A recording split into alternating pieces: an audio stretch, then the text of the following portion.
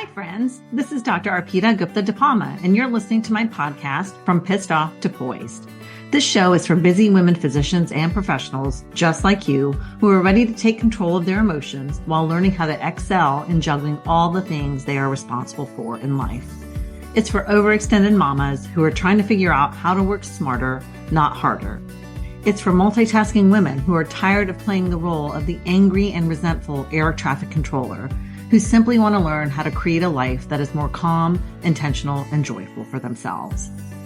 My goal is to help you learn how to eliminate the overwhelm and maintain your composure in high-stress situations that you face with the demands in your day-to-day life.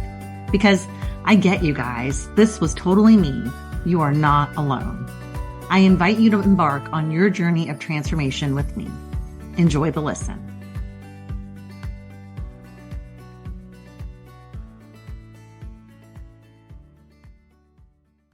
Hi guys, welcome back to another episode of From Pissed Off to Poised.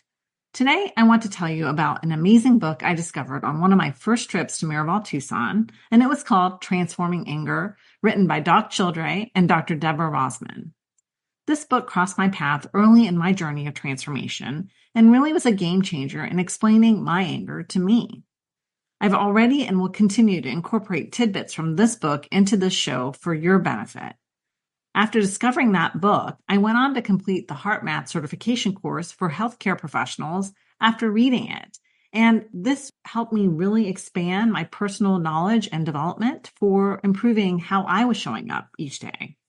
The authors of this book and the creators and instructors of the HeartMath course are who I credit. And I thank them so much for the content that I also will be sharing with you in today's show. In this episode, I'm going to teach you some of the highlights of what I learned from both of these amazing resources. And some of these tools that I offer may feel a little like woo-woo to you guys. I'm not going to lie. And what I have to say to that is, if the woo-woo makes you feel better and show up in a way that's more productive for you, what's the harm in taking on some of the woo? Like, for fuck's sake, guys, if it makes you feel better, what's the harm in believing it and doing it for your own sake? I also want to mention that I have an online self-study anchor course, which covers much of the same content I'm offering to you in the episodes of this podcast. That course includes bonus materials, enrichment activities, and links to other podcasts and shows that really are beneficial if you're someone who wants to dive deeper into this work, into this topic of anger. That being said, one of the modules in that course that I've already recorded really captured what I wanted to talk with you about today in detail. So I'm just going to gift that episode to you, the audio from that module, in the show today. And that's what you're going to hear next.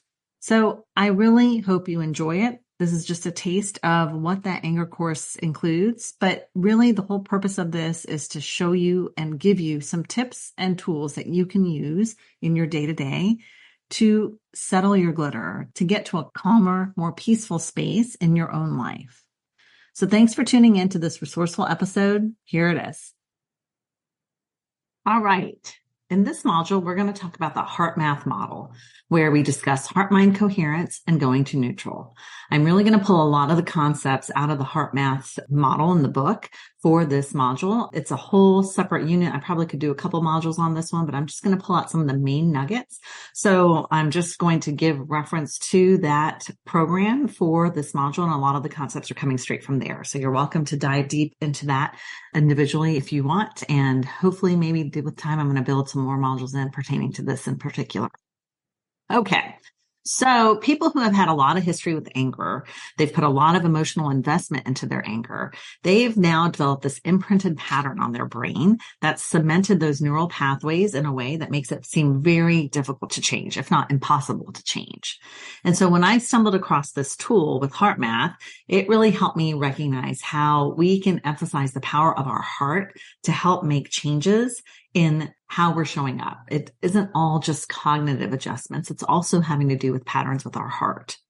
So implementation of these HeartMath tools allowed me to slow down my emotional reactions so that my old patterns of anger and those anger kind of reflexes, automatic reflexes I had, stopped controlling me. It still happens now and then, but I was much more improved. I had a lot more tools in my tool belt to be able to reach to when I wanted to access how to calm myself down. So since your heart creates the largest electromagnetic field in your body, it can be used to create coherence where all other systems are congruent with your heart. So all cellular functions are in the same pattern of frequency. This promotes homeostasis and healing for yourself. So we don't really recognize how powerful our heart is. And that's what this module is going to go into. The Institute of Heart Math delved deep into researching this and found that negative emotions create jagged, disordered heart rhythms, which in turn trigger increased level of emotional distress. Our brain operates as a complex pattern matching system, and studies have found that emotions are reflected in the patterns in our heart rhythms. So negative emotions lead to more disordered or incoherent patterns, whereas positive emotions such as appreciation, care, compassion, love, all of these positive emotions lead to a more ordered or coherent pattern. A study by McCrarty found that love and other positive emotions not only increase coherent heart patterns, but they also increase synchronization between our heart and brains, resulting in improved mental clarity and better cognitive performance. Therefore, when we learn how to control our heart rhythms, it's one way that we can get to the heart of our anger, to get in control of why we're showing up angry and start to make that change. So how do we do this? We do this by deliberately adding an intelligent type of love with a common sense-like quality. So what does this mean? This means that we're shifting to an attitude of appreciation or care or compassion with intention. We are planning for it in advance. So you add this intention right in the middle of that irritation or frustration or rage when you feel it coming on, right? You notice it there and you intentionally go to, okay, I'm smarter than this. I'm going to come to this. I'm going to show up right now with some compassion. I'm going to feel some compassion for myself or for other people. The heart communicates information to the brain and the rest of the body via 4 different pathways. And we probably know this: the nervous system, our hormones or neurotransmitters, our blood pressure wavelengths, or just the electromagnetic fields. Those are the 4 ways that our heart communicates with our brain. So according to Heart Math, all of this information originates in the heart itself. So our heart's beat to beat rhythmic pattern is called the heart rate variability, and it is very sensitive to our changing emotional states. So we're going to start talking a little bit more about this heart rate variability concept, and I'm going to refer to it as HRV through the rest of the module. So that's what I'm speaking about there, heart rate variability. Our heart rate variability patterns are disordered or chaotic when we experience stressful emotions such as anger, irritation, frustration, etc., etc. And when these patterns are incoherent, they look very rough, very jagged on the diagram. In contrast, when we feel positive emotions, like we talked about love, compassion, care, our HRV becomes more patterned and more ordered. And this is referred to as a coherent pattern. And it looks like a very smooth sine wave pattern. Like we all remember that, I think, from algebra way back when. So a coherent pattern also indicates a state of balance and synchronization between the 2 branches of our autonomic system, the parasympathetic and the sympathetic. So they operate in harmony and create a state of emotional coherence. And that's what we're striving for. So when we have feelings of frustration, anger, irritation, all these negative emotions, it puts our sympathetic system into overdrive and it leads to emotional incoherence. And this emotional incoherence causes extra stress on our body and our nervous system. It depletes our energy and it interferes with our ability to think or even heal. And I think we know that, right? When we're actually actively angry, we know we're not thinking from our best thinking hat, right? Then on top of this, if it's chronically activated, if that sympathetic system is constantly in overdrive, always working, it becomes harder to get calm or slow down when we need to. And this is kind of why when we go on vacation, like, high stress, high functioning individuals, when they go on vacation, they have a lot of trouble winding down and really relaxing. It takes a couple of days to get there because our system is programmed to be in that overdrive and we have to work even more intentionally to slow it back down. So when we shift our heart rhythms into more coherence, we also shift our emotions into more coherence. And this brings our autonomic system back into balance. So by learning to shift your heart rhythms right when you feel anger or frustration, you can harness that physiological power that anger has.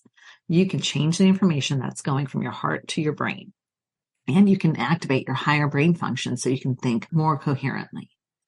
You do this by choosing your heart, right? So that's the hard part sometimes, that we're so actively engaged and involved in an interaction with anger that we're just spewing things and we're not thinking, and we're not even giving our heart a minute to relax and have compassion. So it's going to take that intentional work now to say, I'm there, I'm going to slow down. So how do we do that? We do this by shifting the focus of our attention to our heart when those moments come up in our life, by breathing specifically through this area of our body. And as we breathe very slowly, we breathe in for 5 seconds, we hold it for 2, and we then exhale over 5 seconds. I want you to do this while genuinely holding a positive attitude like care or appreciation, and breathe that into your heart. Okay. So what is this referred to? This is referred to as the attitude breathing tool, but within the Heart Math model. So I'm using their tool here to describe to you. When we do this, we are essentially taking the negative fire out of these emotions so that they have less fuel, they have less power for us.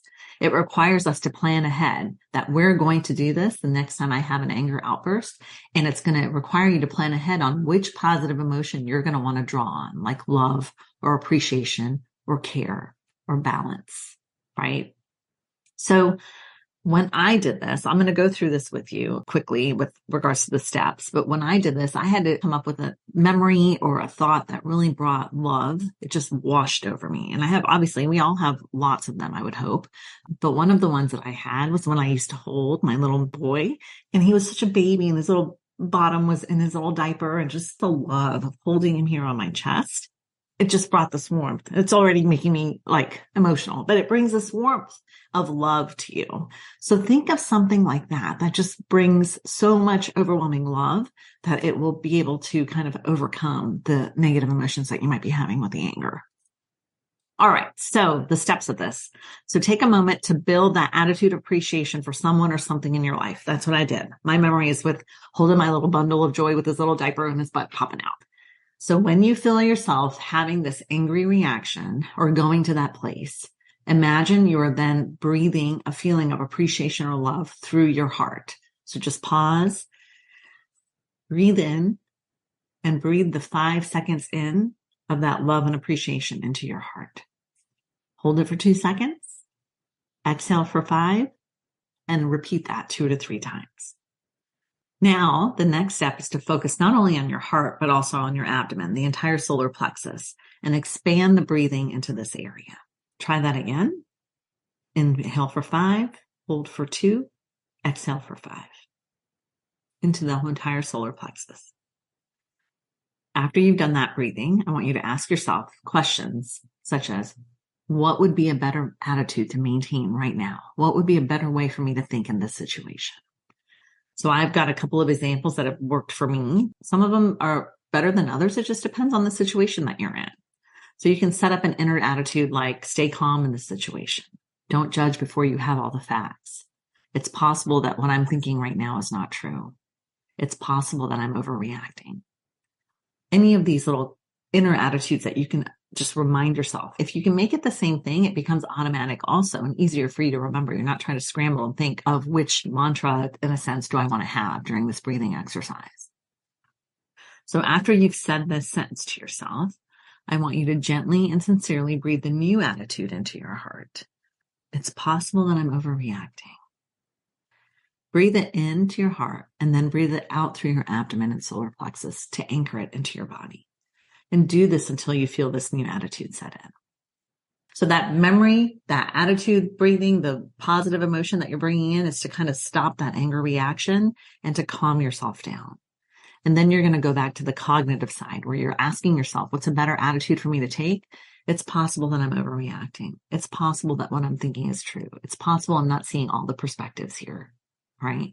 And you want to breathe that in and out, the new attitude, so that you can approach the situation again from a place that you want to. Okay, so that's the attitude breathing exercise, which has been very helpful. I want to talk a little bit about first morning thought logs. And this is a tool that I recommend to my clients to use, that when we wake up in the morning, the first thing that we should do is write down the first thing that goes through our mind before we even get out of bed. When we open our eyes, it's the first thought we have, and write that down. The key to this is when we have these negative thoughts and emotions, we don't always recognize that they're there. And we don't even recognize that they're there from the first thing in the morning when we wake up. So when they are left unchecked, they really can create increasing momentum that impacts our mood almost unknowingly throughout the day as it creeps in more and more. And this can leave us to be very quick to anger for the rest of the day. So when we start doing this first morning thought log, it allows us to be more aware of what we're thinking in the morning and to be able to ask ourselves if that first morning thought is true. And if there's really a way, if it is true, or maybe possibly has some truth to it, is there a way to think of it in a different way so we can get to a more neutral thought? So consider waking up, logging your first morning thought, and then doing 1 minute of attitude breathing to start your day. And that will help also start to have a more intentional attitude with where you're going for the rest of your day. And the other place where I like to use the attitude breathing is with the tension in my body. I always carry my anger, my stress right here in my left shoulder. I mean, I can feel it where I can just relax and I'm like, what's my shoulder so tight there, right? So you can use this attitude breathing just to focus into that area of your body.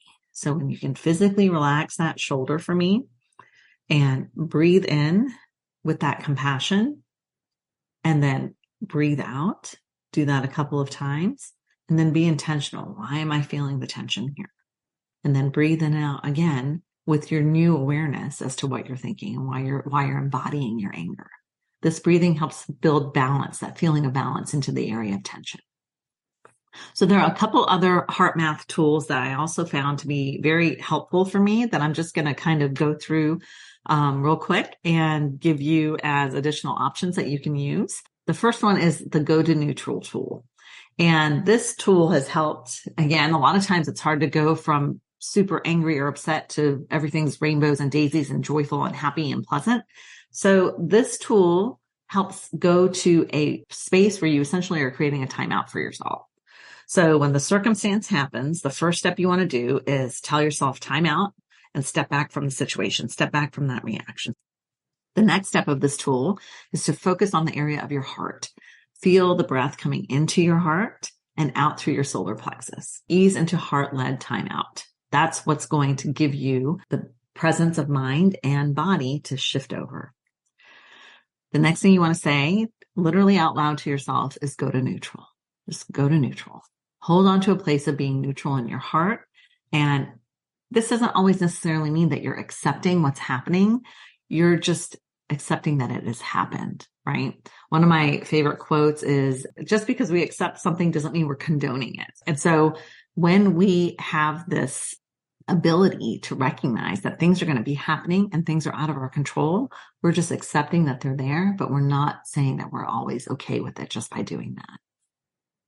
All right, then you want to continue your attitude breathing and gradually witness your clarity in your brain and your mind around the situation. It will slowly start to creep in. And then once you're neutral, I want to ask yourself, what if it's not like it really is? What if there's something I don't know? Is there a different way that I could think about this that might be more productive? When you go to neutral, you harness your emotional power. You build patience and allow for other possibilities to emerge.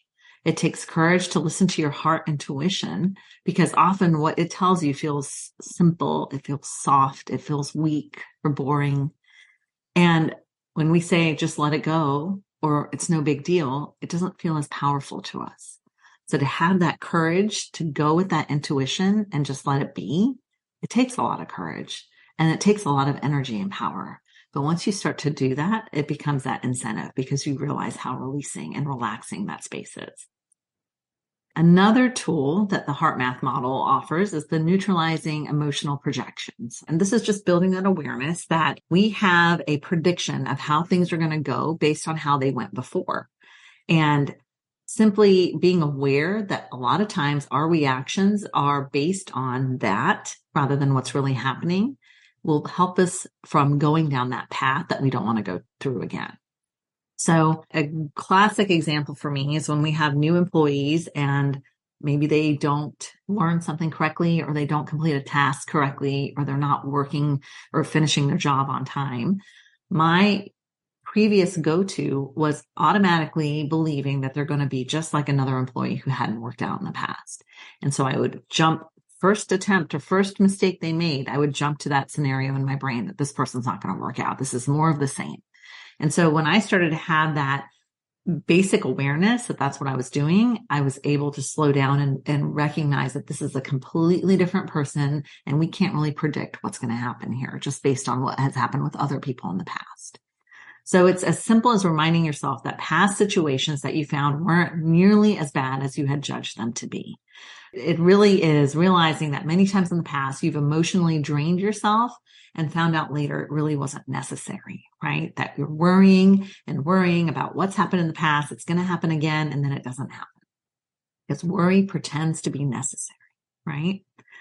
Going to neutral in these situations helps us from jumping headfirst into those memories, those negative memories and judgments and projections. And it prevents us from assuming those assumptions that lead us down that cascade into anger. So when we can be present and recognize that I am thinking this way because of what experiences I've had in the past, but it's not necessarily going to be true here, that's when we give ourselves a moment to pause and recognize we can control how we want to show up in this situation.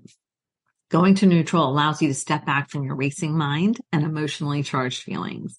And going to neutral gives you a chance to pause your emotions and thoughts long enough to consider the consequences and other options. So you're using that going to neutral tool when you're considering your emotional projections as they are occurring in new instances in your life. The next tool I'm going to talk about is a heart lock-in technique. And a lot of these kind of have built in similar steps from the other exercises or tools, and you get to build this for what you feel works best for you. What I found over the years is that when I just start to take a tool and implement it, it doesn't necessarily always work for me. What does work for me is when I take bits and pieces of the different tools I've been offered and customize them to what I feel works best. And this is where, if you're having trouble doing this, I'm happy to work with you one-on-one as well to help build a model for you, a protocol for you that really sinks in, that becomes automatic. Okay, so the heart lock-in technique, you want to shift your attention gently to the area around your heart, okay? And you're going to shift your breathing. So you're breathing in through your heart and out through the solar plexus. And you're going to activate a general feeling of appreciation and care for someone or something in your life. And then you're going to make that sustained effort to keep feeling those feelings of appreciation or care while directing the feelings towards yourself and others. So when you catch your mind wandering while you're trying to do this, you're going to bring it back to your heart and your solar plexus and reconnect with those feelings. So one way I've done this is when I'm breathing in those feelings of love and appreciation. Another example I have that always makes me feel lovely is a memory back from residency when I went to Maui for the first time. I think we had gotten some trip for a conference. It was our first out of state conference. And just experiencing Maui as a resident when we have no money in our pockets, unable to do anything, was a dream come true. And we were outside, just sitting by the pool, the sun, the smell of pineapple and coconut, and it started to gently rain. I don't know if you guys are familiar with the Maui rain. It's just like a cleansing, soft, almost just breeze of wetness that comes and goes, and it just cleans the soul. It cleans the sweat, quite frankly, and the overheating you might be feeling. But it was just such a wave and wash of cleansing that was so powerful for me when I was experiencing it. So I use that also sometimes with this. So when I'm thinking about the appreciation attitude and I'm breathing in, I'll remind myself of what it felt like to have that Maui rain hit us after we'd been sitting out in the sun all day. And then when I'm breathing out, I'm wishing that Maui rain to be hitting everybody in my world, hitting any circumstances in my world to kind of wash over and cleanse. And so this is what this exercise is, really tying in your heart and your mind in a way where they're working in coherence with each other for bringing more compassion, more peace, more positive emotions. And then lastly, they have a tool called the freeze frame technique. And this is, I think, more in urgency and just to get something in place. But basically, it's a timeout. You take your breath, you focus on that positive feeling, you consider another perspective, and you notice your change in your heart coherence and patterns. All right. So take these tools, find a method or a pattern or a protocol that you feel is going to be best for you. You can take this bits and pieces, go back through and listen to this module a couple of times because there's a lot of information here and a lot of different nuggets that you can build your own protocol with. That's the purpose of this. This whole course is to help you become aware of all the different things that you can use and figuring out what works best for you. Okay, I will see you soon in the next module. I hope you enjoyed today's episode of From Pissed Off to Poised. Remember, transformation is a journey, not a destination. So enjoy the ride. Don't forget to subscribe, rate, and review From Pissed Off to Poised on your favorite podcast platform. Your feedback supports my mission to get this podcast out to help other women physicians and professionals like you on their path to creating a more peaceful life with more intention and more joy. I enjoy reading every message I get with your input and feedback on my journey, so keep them coming. And if you have a friend who might enjoy the listen, please share this episode and show with them. Lastly, if you want to learn more about my coaching programs and course offerings, check out my website at www.thoughtworkmd.com. Feel free to reach out to me to learn more about investing in yourself through one-to-one coaching so you can start living the life you've always wanted. This show is for general educational and entertainment purposes only.